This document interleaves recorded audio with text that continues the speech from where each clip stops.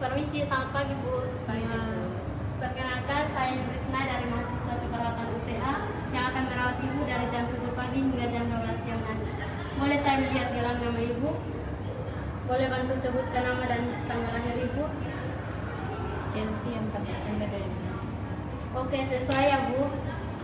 Ibu, saya datang ke sini untuk memeriksa tekanan darah Ibu. Apakah Ibu bersedia? Bersedia, Sus. Oke, kita mulai ya Bu. Terima.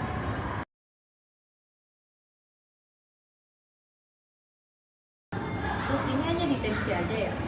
Iya, deteksi aja Bu.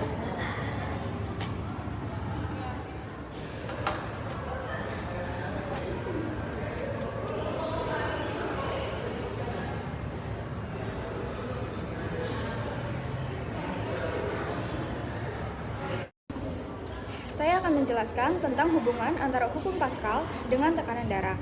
Hukum Pascal adalah tekanan yang diberikan pada cairan dalam ruang tertutup akan tersebar merata ke seluruh bagian cairan tersebut. Pada tensimeter, hukum Pascal diterapkan untuk mengukur tekanan darah. Tensimeter bekerja dengan cara mengalirkan udara ke dalam manset yang melingkari lengan. Ketika udara dimasukkan, tekanan di dalam manset meningkat dan tersebar merata di seluruh manset tersebut.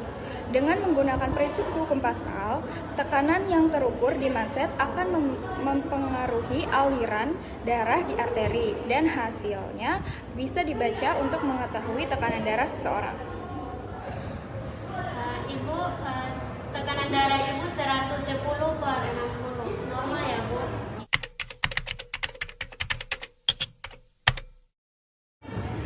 Baik Bu, saat ini kita akan mengukur suhu Ibu. Apakah Ibu masih merasakan panas? Masih, Sus. Oke, kita akan ukur suhu Ibu ya. Ibu bisa buka dulu bajunya Ibu.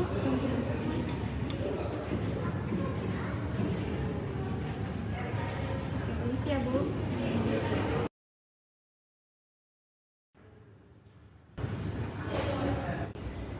Penggunaan termometer ini berkaitan dengan fisika karena termometer bekerja menggunakan prinsip pemuaian, yaitu bertambahnya ukuran suatu benda ketika terkena panas. Termometer memiliki cairan raksa di dalamnya. Ketika termometer mengenai benda bersuhu tinggi, energi panas atau kalor akan berpindah dari benda tersebut ke permukaan termometer yang bersuhu lebih rendah. Alhasil, permukaan termometer juga jadi panas. Panas pada termometer membuat raksa di dalamnya mengalami pemuaian. Pemuaian ini menyebabkan raksa bergerak sampai dengan jarak tertentu dan akhirnya menunjukkan indikator besaran suhu yang ada pada termometer. Besaran suhu ini yang bisa kita tafsirkan sebagai suhu pada benda bersuhu tinggi. Oke, baik Bu. Suhu Ibu 38,1 ya Bu. Permisi dulu.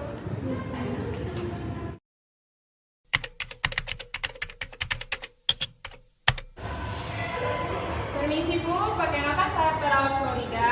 Saya di sini mau mengecek bunyi fluid pada area leher Ibu di sekitar atas kelenjar tiroid pada Ibu. Apakah Ibu bersedia?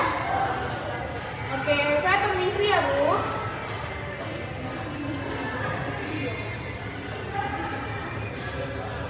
Permisi Bu. Auskultasi adalah teknik dalam keperawatan yang melibatkan pendengaran untuk mendengarkan berbagai bunyi dalam tubuh. Dalam penerapan fisika, teknik auskultasi terbagi 3. Yang pertama adalah gelombang suara dan frekuensi. Suara yang dihasilkan oleh organ tubuh tertentu merupakan gelombang mekanik yang merambat melalui jaringan.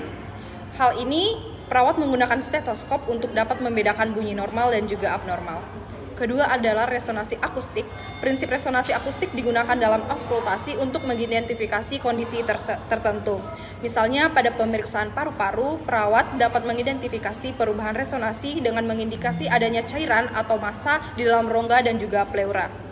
Ketiga adalah efek Doppler. Prinsip fisika yang diterapkan dalam hal ini adalah dengan menggunakan alat medis yang digunakan ketika mengukur aliran darah dan juga mendeteksi adanya kelainan pada kardiovaskular.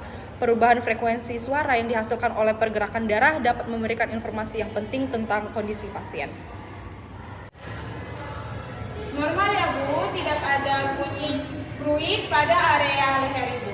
Oke, saya permisi dulu ya Bu, nanti informasinya saya akan sampaikan kepada